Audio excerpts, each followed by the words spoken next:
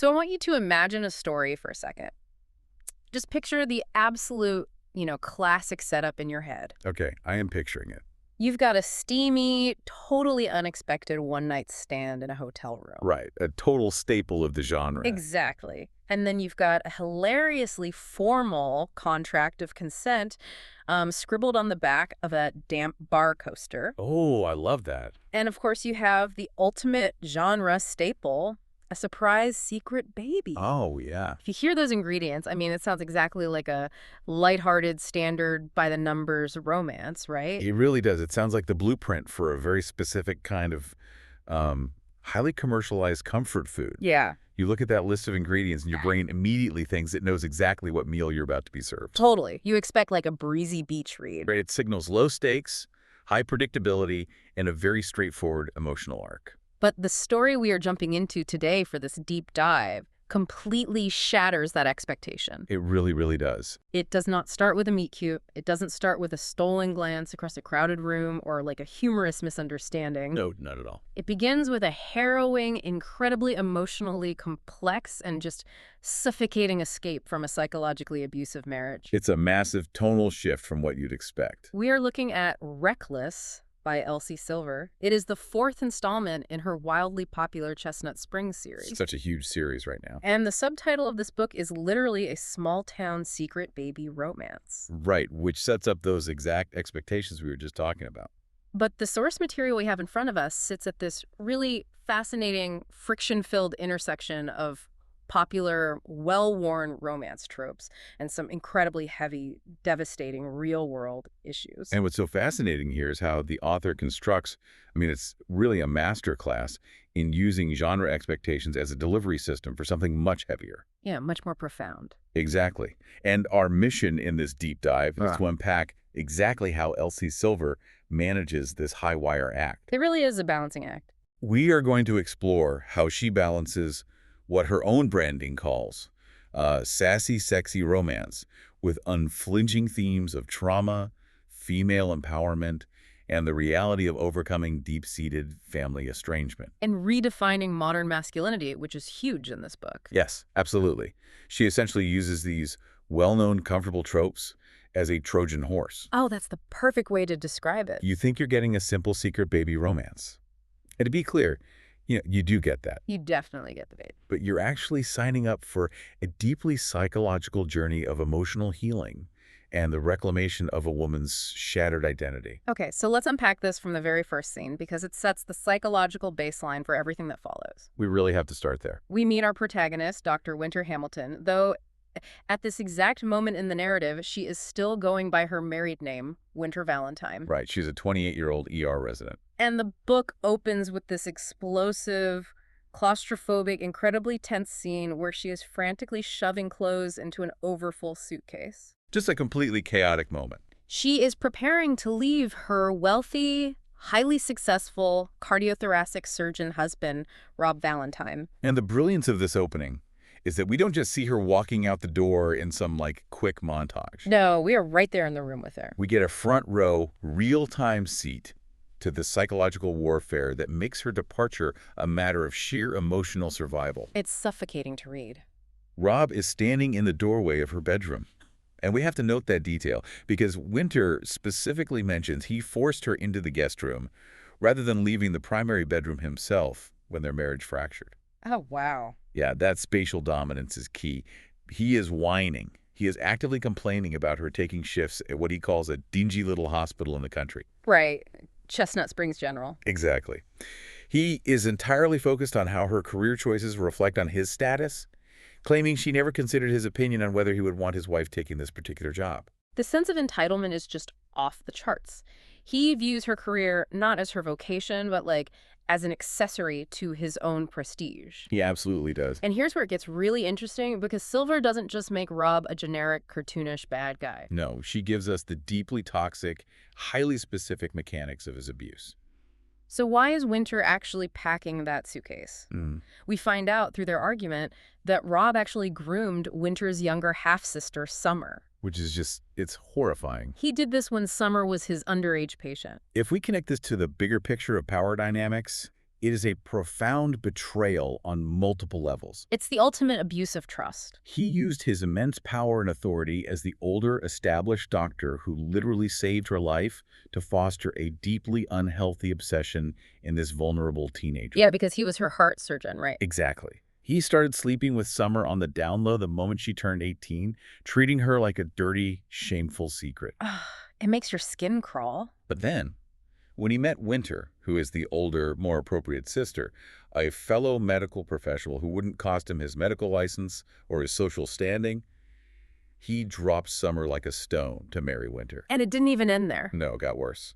As Winter points out in her absolute fury during this packing scene, Rob continued to stalk and harass Summer for years after he married Winter. He sabotaged Summer's new relationships purely out of a pathological need for control. He literally tells Winter, "You know, I never loved her," as if that somehow makes the grooming, the manipulation, and the ongoing stalking acceptable. It's a horrifying revelation. And it really is, and it immediately contextualizes Winter's entire persona. Yes, it explains so much. Within the world of Chestnut Springs, Winter is known to everyone as the Ice Queen.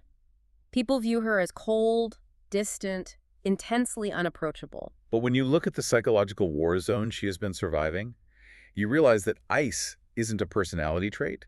Right. It is armor. That is the crucial distinction. When the town looks at her, they see arrogance.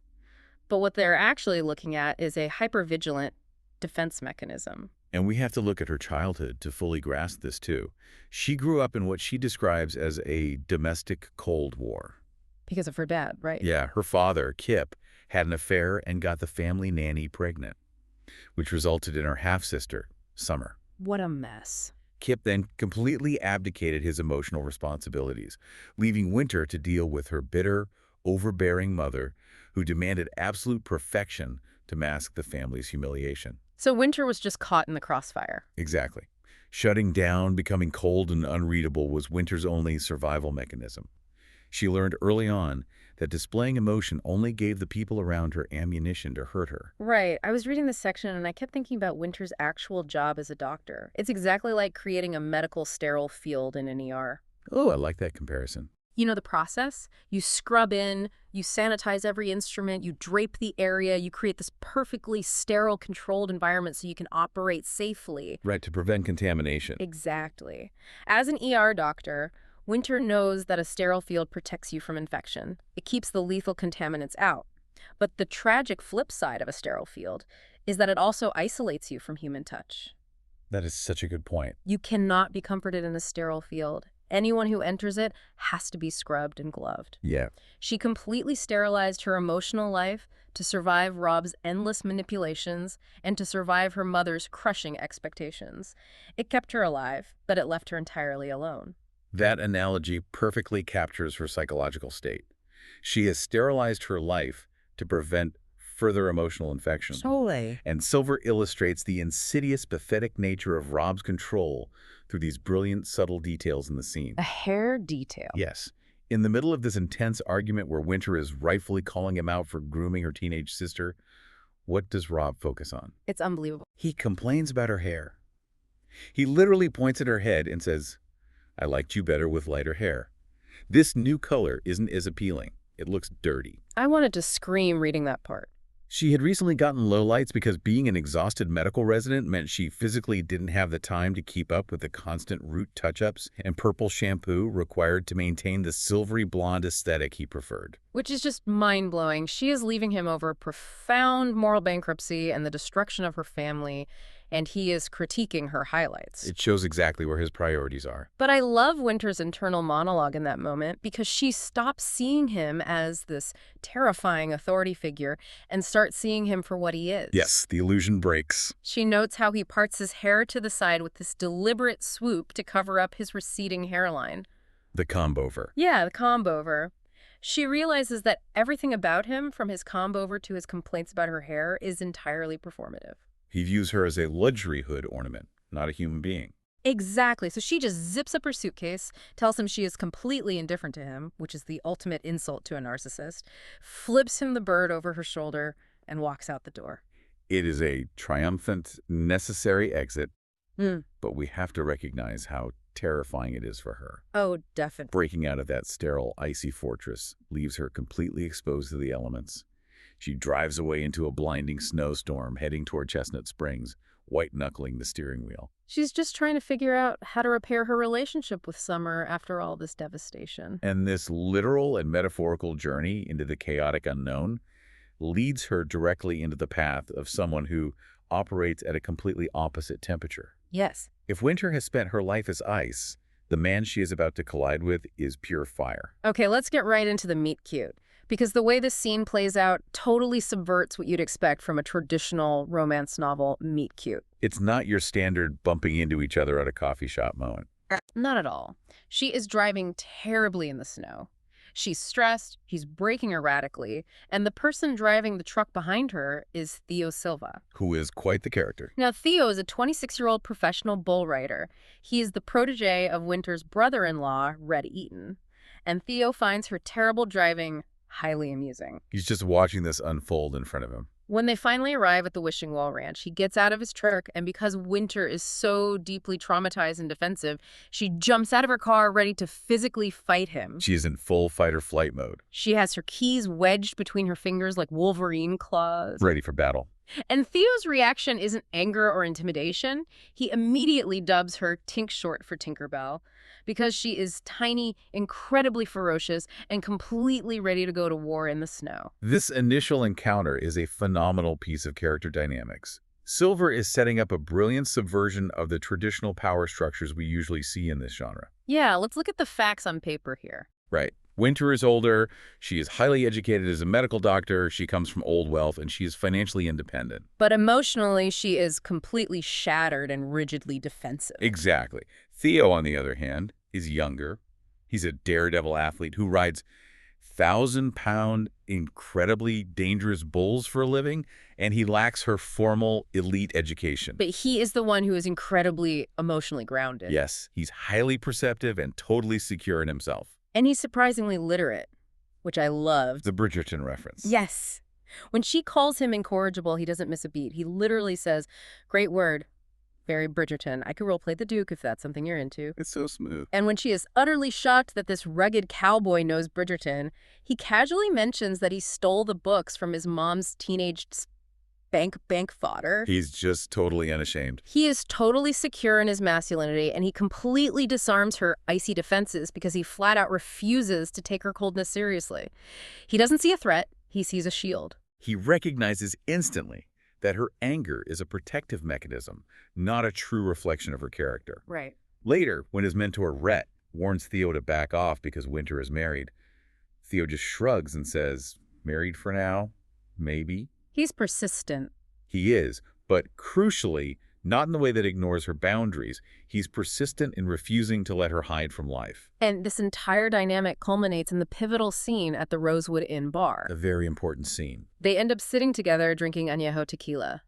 And the alcohol, combined with Theo's complete lack of judgment and his active listening, acts as a solvent on Winter's sterile field. It melts the ice. She does something she never does. She unexpectedly overshares her family trauma. She tells him the whole soap opera of her father, the nanny, her mother pushing her to be a plastic surgeon instead of an ER doc because it's more prestigious. And Theo doesn't do what everyone else in her life has done. Exactly. He doesn't pity her, he doesn't tell her how to fix it, and he doesn't judge her. He just accepts it as her reality. And then the tension between them really ramps up. The banter gets incredibly heavy, and Theo boldly looks at her and says, "I'm going to ruin you tonight." Which, let's be honest, is a classic swoon-worthy romance line. It promises this reckless, overwhelming, uncontrollable passion. But what makes this scene truly iconic is what happens next. Right, the subversion. Winter is completely ready to go. She propositions him. But Theo, the wild, reckless bull rider, actually pumps the brakes. He's stalking the momentum. He stops the intense seduction to demand clear, explicit consent because they've been drinking tequila. This is where Silver actively redefines the alpha male trope. The daredevil athlete is the one who pauses a highly charged moment to ensure she won't wake up with regret. It's so refreshing. And Winter, being the pragmatic, brilliant woman she is, pulls a pen out of her purse.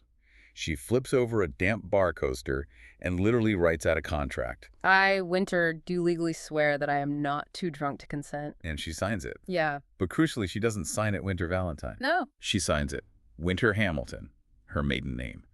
She reclaims her core identity in that moment before sliding the coaster across the bar to him.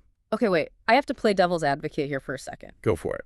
If you look at this objectively, taking a timeout in the middle of a steamy, tequila-fueled hotel hookup to draft and sign a literal legalistic contract on a coaster, doesn't that completely kill the mood? You'd think so, right? It sounds more like a corporate HR meeting than a sweeping romance. Why does this work so well for these specific characters? That is a fantastic question. And the answer lies in the specific nature of Winter's trauma. Okay, tell me more about that. Well, Rob, her husband, routinely stripped away her agency. He made decisions for her, told her how to wear her hair, and manipulated her sister. He controlled everything. Trauma strips away a victim's ability to choose. So by forcing Winter to physically write out her consent, Theo isn't just being a modern gentleman. He is essentially performing an exposure therapy intervention. Oh, wow. I never thought about it like that. He is forcing her to bear the weight of her own active choices. He is proving that her desires matter and that her word is the final authority on her own body. That makes so much sense. It's the ultimate antidote to Rob, because Rob took her choices away without asking. Theo demands that she make an active, documented choice. Yes, and Theo even tells her, consent, tink. I'm worried about consent. The rest isn't an issue. He is so confident in his ability to satisfy her that he doesn't need to pressure her or rush the process. It's incredibly intimate because it creates this bubble of absolute psychological safety. And that profound psychological safety allows her to let go completely. It does. But, reclaiming your agency for one night is very different from reclaiming it for a lifetime. Because that single night of reckless abandon in a hotel room has permanent physical consequences. About a secret baby. Yes, and that brings us to the core architectural trope of this entire narrative. The central premise of the book. The condom breaks. Fast forward through a 3-week time jump. Winter is staring at a positive pregnancy test. And she makes a massive, sweeping life decision. She officially serves Rob with divorce papers. She completely leaves her hospital job in the city, and she moves into a modest rental house in Chestnut Springs. The text makes a very specific point to contrast her past and present here. Yeah, she goes from having velvet taste, this pristine, untouchable aesthetic, to a microfiber budget. She's sitting on a microfiber couch that wipes up easily, preparing to be a single mother. She gives birth to a baby girl named Vivian, or Vivi. And here's the kicker. She keeps the baby an absolute secret from Theo, who has been away for a 1.5 years traveling on the professional bull riding circuit. Now, this is the make-or-break moment for the secret baby trope. It really is. Historically, when a listener or reader encounters this trope, there is a very strong tendency to judge the mother harshly. Because it feels like she's keeping a secret for no good reason. Exactly. The audience often feels she has selfishly robbed the father of his choices, of the experience of the pregnancy, and of the early days of his child's life. It can feel manipulative. But Silver is incredibly careful to construct Winter's psychological state so that you don't judge her. You deeply, fundamentally empathize with her. And to understand her choice, we actually have to look back at the author's reader note at the very beginning of the source material. Right. Elsie Silver explicitly flags for the reader that the book contains discussions about miscarriage and infertility. We learn that Winter suffered a devastating miscarriage while she was still married to Rob. And that specific trauma is deeply intertwined with Rob's controlling, abusive nature. Add to that her mother's overbearing expectations, always being disappointed in Winter, always criticizing her choices, and Winter has developed this profound, paralyzing fear of things blowing up. When she discovers she is pregnant with Theo's baby, her immediate instinct is purely survival. She articulates this perfectly to her friend Sloane. She does. She says, anytime something feels perfect, it blows up in my face. A sister, a husband, a baby. I don't want Theo to blow up. I'll never recover. It's so heartbreaking. She doesn't keep the secret out of malice toward Theo or because she thinks he'd be a bad father. She keeps it out of a desperate, trauma-induced need for self-preservation. She finally has complete control over her own body, her own space, and her own family unit. And she is terrified that introducing a chaotic element, like a 26-year-old traveling bull rider, will destroy the fragile piece she has painstakingly built. It makes me think of an emotional investment strategy. Oh, how so? It's like a completely diversified financial portfolio where every single other investment she ever made, her marriage to Rob, her relationship with her parents, ended in a catastrophic bankrupting loss. Right. So when she finally gets this one precious asset, this baby, she takes all her remaining emotional capital and effectively buries it in the backyard where only she knows where it is. Wow, yes. If no one knows about it, no one can steal it or ruin it. That is exactly it. It's an act of female agency executed in total isolation. She is fiercely protecting this pregnancy from a world that has only ever shown her conditional love. She tells herself that if she handles everything alone, no one can take it away from her. No one can make her feel unworthy of being a mother. But, as we know, you are living in a small town. Chestnut Springs is not a place where secrets go to die quietly. Definitely not. It's an ecosystem where they inevitably come to light. The collision finally happens when Theo returns to town for a local rodeo demonstration. And this brings us to what I can only describe as a masterclass in how a romantic hero should react to life-altering, paradigm-shifting news. The revelation scene is handled with incredible nuance. Let's set the stage a little bit. Sure. Theo has been severely injured in the ring by a notoriously aggressive bull named Fastfire. Winter, reacting purely on her ingrained doctor instinct, actually rushes into the dirt ring to stabilize his neck before the paramedics arrive. Fast forward a bit, Theo's out of the hospital. He is recovering at his mentor Rhett's house, which just so happens to be right next door to Winter's rental. He walks outside, shirtless, his arm in a sling, and he sees Winter. And then he sees her holding a baby girl. A baby girl with his exact blonde hair and his features. And his reaction is amazing. He literally just looks at the baby, looks at Winter, and does the math in his head. There is no screaming match. None. There is no toxic rage where he violently accuses her of trapping him or ruining his life. He simply absorbs the massive, heavy reality of the situation. And his immediate reaction isn't to punish Winter for the secret. It's to instantly claim his daughter. Yes. Later, when Winter's estranged father Kip shows up at Summer's wedding and coldly refers to Vivi simply as the baby, Theo looks dead at Kip and says, "That's my daughter." If we connect this to the overarching themes of the narrative, Silver is deliberately contrasting the villains of the story with the heroes to redefine what masculinity looks like. Think about Rob and Kip. They are men who use women to bolster their own image. Rob used Summer and Winter to feed his ego and protect his medical license. Kip used the nanny, abandoned her, and allowed his wife to wage a cold war on his daughters to protect his social standing. They are men who abandon women when reality becomes inconvenient. But Theo, on the other hand, alongside the entire Fast family, Harvey, Rhett, Summer, Sloane, Willa, represents a complete redefinition of protection. Yes, Theo doesn't try to control Winter. He doesn't say, "You kept my kid from me, now you have to do what I say to make up for it." He steps in as shield. There is this incredible, pivotal scene in the boardroom at Summer's wedding venue. Oh, the boardroom scene is fantastic. Kip is continuing to disrespect Winter. He's brought along his associate, Jeff, and Kip is still treating Winter like she is an inherent disappointment. And Theo just physically steps in front of Winter.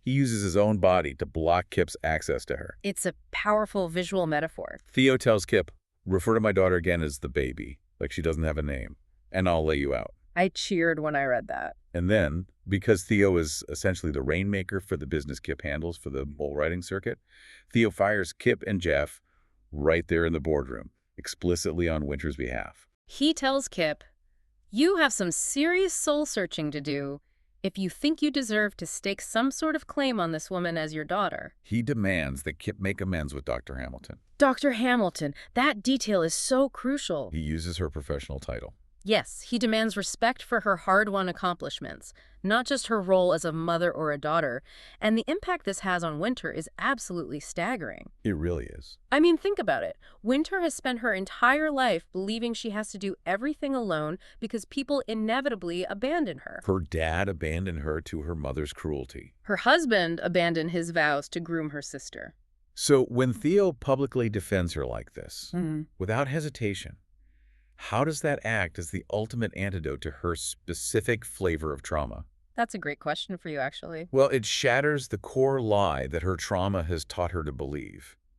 Trauma told her she was a burden, that she was fundamentally unlovable, and that if she ever needed help, it would be used as leverage against her. Right, there were always strings attached. Theo stepping in, without being asked, without demanding anything in return, and at the risk of his own professional relationships, proves that she is worthy of unconditional protection. He tells the room, her mom, you, her shitty fucking ex. She's convinced she needs to do everything alone, except me. I'm gonna show up for her every goddamn time. He doesn't just whisper that he loves her in private.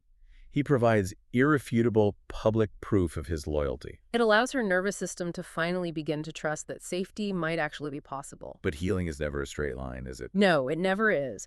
Just as Winter begins to let her guard down, just as she starts to believe in this newfound safety and they start building a real, functioning relationship, her abuser launches one final, calculated attack. And this attack forces Theo to make a critical misstep, setting off the entire climax of the book. Rob Valentine is the catalyst for this climax. He embodies the abuser's absolute refusal to let a victim go and live in peace. He tracks Winter down in Chestnut Springs. He shows up at her house with a bouquet of blood-red roses, which is a grotesque, terrifying mockery of romance. And he formally serves her with legal papers demanding a paternity test for Vivi. And to be crystal clear for anyone listening, Rob knows he is not the father. Obviously. He hasn't slept with Winter in years. Right. He is doing this purely to harass her, to drain her financially by dragging her into court, and to force her into a corner where she might have to expose his past grooming of Summer during a messy legal battle. He knows Winter wants to avoid exposing Summer's trauma at all costs. It is textbook psychological terrorism. Exactly. It's a power play designed to induce panic. Terrified and spiraling, Winter immediately calls Theo. But Theo is away on the bull riding circuit. He's in a locker room hundreds of miles away with Red. He answers the phone. He hears the raw panic in Winter's voice. He hears that Rob is actively attacking her, and Theo experiences a fleeting moment of pure shock and insecurity. He knows he's the father. He saw the baby and recognized himself. But the sudden, aggressive legal threat from this powerful surgeon scrambles his brain. And in that moment of weakness, he asks her the worst possible question. He asks, "She's my daughter, right?" Oh, man. Just 5 words. "She's my daughter, right?" Mm. And it absolutely devastates Winter. It hits her deepest, most painful core wound. Because what is that wound? It's the ingrained belief that everyone, eventually, thinks the absolute worst of her. That she is inherently untrustworthy, deceptive, or dirty. For Theo, the one person who saw through her ice, the one person who stood in a boardroom and defended her honor, to suddenly question her fidelity and her honesty, it completely breaks her. And Silver doesn't let Theo off the hook for this. Theo instantly realizes what a monumental error he has made. The source material notes that a pin could drop in that locker room and everyone in a 10-mile radius would hear it. The silence on the phone is deafening. Mm-hmm. Rhett, who is standing right there, looks at him and says, "That wasn't the right thing to say, Theo." Theo is gutted by his mistake. He knows he lashed out at the wrong person out of his own deep-seated jealousy and fear of Rob's lingering power over Winter. But this is where Winter's character growth truly shines. This is where the payoff happens. Oh, absolutely. Old Winter, the Ice Queen from Chapter 1, would have frozen him out forever. She would have retreated straight back into her sterile field, locked the door, and thrown away the key. But new Winter, Mother Winter, she refuses to be a victim anymore. She doesn't just cry in her house and wait for him to come back and apologize. No, she books an 8 a.m. flight to Billings, Montana. She packs up her baby, Vivi. She packs up her sister's Chihuahua, which is just an amazing, chaotic detail that shows how far from sterile her life has become. I love the Chihuahua detail. And she marches straight into Theo's hotel room to ream him out in person. It is a phenomenal reclamation of power. She confronts him directly, forcing him to face the consequences of his words face to face. And this sets the stage for the epic resolution, because an apology in a quiet hotel room isn't enough to fix this. No, Theo has to prove his devotion on a massive, undeniable scale. And he does. Let's talk about the grand gesture. It's quite the scene. He is scheduled to ride Fastfire. This is the same terrifyingly aggressive bull that nearly paralyzed him earlier in the book. Only one cowboy has ever managed to stay on this beast for the full 8 seconds. Theo is the last rider of the night. The tension is palpable. Winter is up in the stands, wearing tight jeans and steel-toed boots, a far cry from her pristine doctor coats, holding their daughter and screaming for him to win. Theo rides Fastfire. He conquers his fear. He stays on. He scores a massive 96.25, winning the entire event. But the moment he hits the dirt, he doesn't care about the score or the buckle. He instantly climbs the fence. He climbs right up to the stands and publicly claims Winter and Vivi in front of a massive, roaring crowd. Let's extrapolate on the psychological necessity of this specific public gesture. Why does he have to climb the fence? Because Winter's trauma is entirely rooted in being treated as a dirty secret. Exactly. Rob treated Summer as a dirty secret, and he treated Winter's independence as a dirty secret.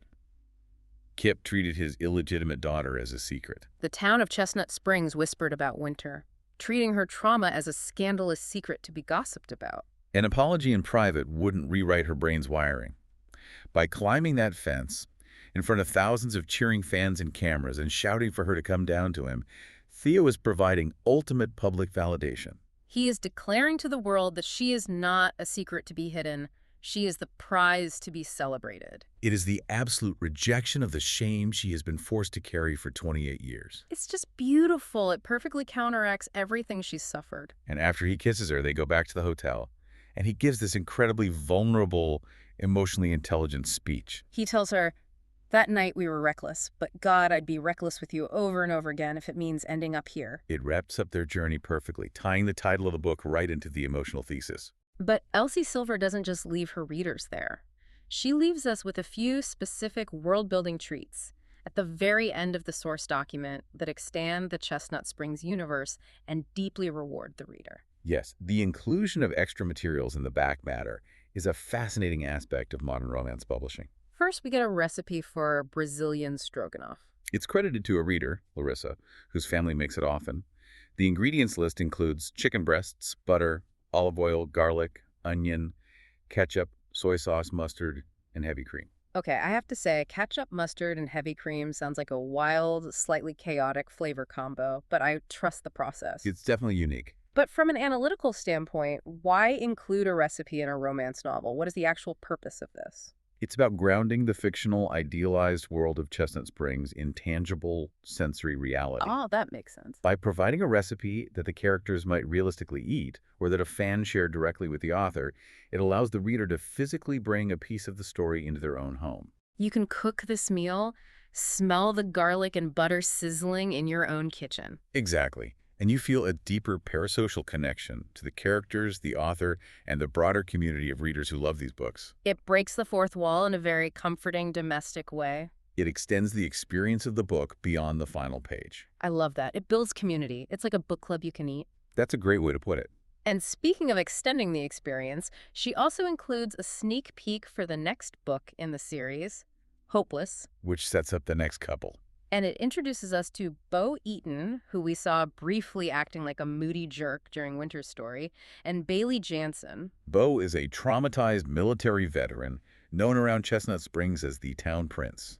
And Bailey is the quiet, closed-off bartender at the Rail Spur, who comes from a notoriously criminal local family. She is effectively the town outcast. The excerpt drops us right into a highly tense bar scene.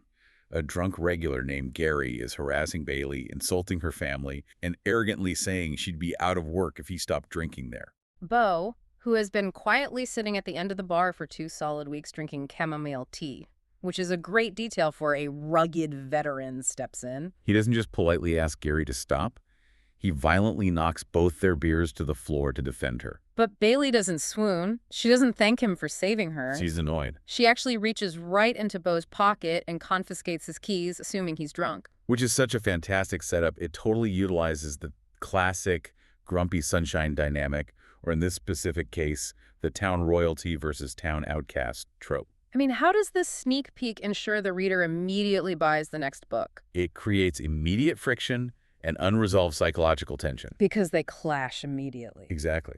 You have Bo, who is clearly struggling with severe PTSD and physical scars, acting as a white knight because he needs to feel useful. And you have Bailey, who is deeply cynical, used to fending for herself, and actively refuses to be saved by the town royalty. She pushes back against him. By showing a snippet of their explosive, contradictory dynamic, Silver hooks the reader with a brand new mystery. How will the broken town prince break down the walls of the fiercely independent town outcast? Exactly. It guarantees the reader will want to stay in the Chestnut Springs universe to see who surrenders first. It's brilliant marketing, but it also promises another deeply emotional, character-driven journey, which brings us right back to the overarching themes of Reckless as we prepare to wrap up this deep dive. If we distill the main takeaways from today's analysis, I think Reckless absolutely proves that the romance genre can be an incredibly powerful, nuanced vehicle for exploring the messy, non-linear journey of healing from profound abuse. Absolutely. The novel demonstrates that taking ownership of one's body, one's choices, and one's found family is the ultimate act of rebellion against a toxic past. Winter didn't just find a new man to rescue her. She found herself. She found her voice, she repaired her relationship with her sister, and she rediscovered her capacity to trust. Theo was the catalyst, the fire that melted the ice, but Winter did the excruciatingly hard work of breaking down her own sterile field. Exactly. She saved herself. And I want to recall the highly poignant dedication at the very beginning of the book. It's a beautiful dedication. For all the tired mamas up there, I see you. It connects so deeply to the opening epigraph by Mary Pickford. Failure is not the falling down, but the staying down. Winter fell down. Her marriage failed spectacularly. Her relationship with her parents failed. Her initial plan for her perfectly controlled life failed. But she absolutely refused to stay down. She rebuilt her life entirely on her own terms, embracing the chaos, the messiness, and the unpredictability that she once feared more than anything. And that leaves us with a final thought for you, the listener, to chew on as you go about your day. We spend so much of our lives meticulously building our own sterile fields. We really do. We are taught from a very young age to avoid being reckless at all costs, to play it safe, to stay in bad situations or dead-end jobs because they are familiar, to keep our heads down and not rock the boat. It's what society expects. But consider your own life right now. Might there be a situation where making a seemingly reckless choice, one that completely shatters your carefully constructed, suffocating comfort zone, is actually the exact step you need to take to finally reclaim control of your own narrative? Sometimes making a mess is the only way to truly clean the slate. A provocative question to end on. It challenges everything we think we know about safety. It really does. Until next time, keep diving deep.